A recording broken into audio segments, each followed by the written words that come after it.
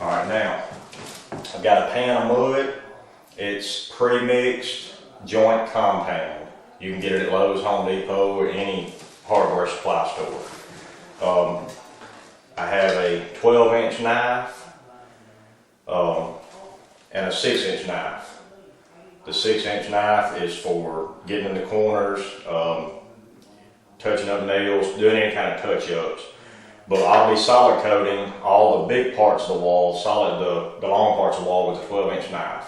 And then any places I need to hit around that are corners or up against the countertops or tub or anything like that, I'll be doing with a 6-inch knife.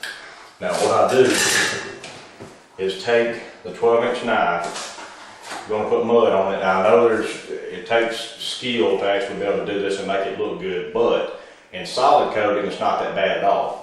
Because you put the mud on, you put it up against the wall, and you're going to, as you go down, you're going to push the knife towards the wall, and it's going to push the mud out.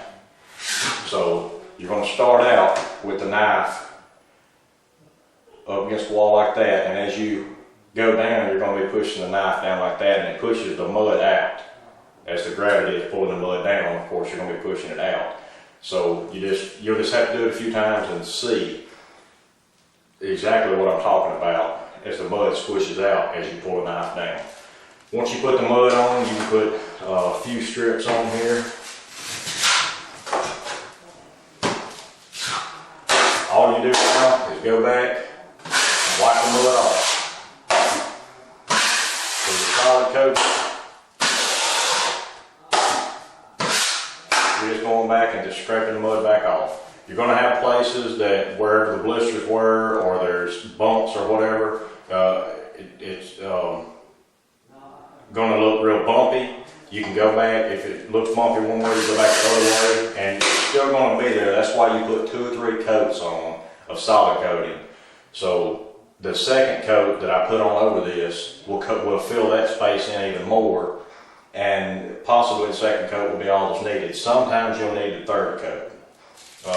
This morning I was watching a show on HGTV, and these 3 women were redoing a bathroom, and they were tearing the wallpaper off that was on the wall just like this. It was on real good, and it took 3 women 8 hours to strip the wallpaper off the walls, and they had gouges all in the walls. They end up priming and mudding the walls anyway, and then sanding and priming and painting again. So, you know, that was 24 hours, 3 women times 8 hours that could have been done by just priming over it with this silver, because the wallpaper was on really good. And then they could have just mudded over it anyway and then painted it. So really, if the wallpaper's on there really good, prime over it, solid coat it, and that fixes any places that are in the wall, period. And then you can sand it, prime it, paint it. But once again, just a solid coat. You put the mud on your knife, push it down as you go down, or if you're coming up, of course you'll still push it down as you go up. Just scrape it right back off. In order to scrape it off, you hold your knife at an angle, like that right there, and scrape. You don't hold it down like that, that's floating out. To solid coat, you want to scrape it off.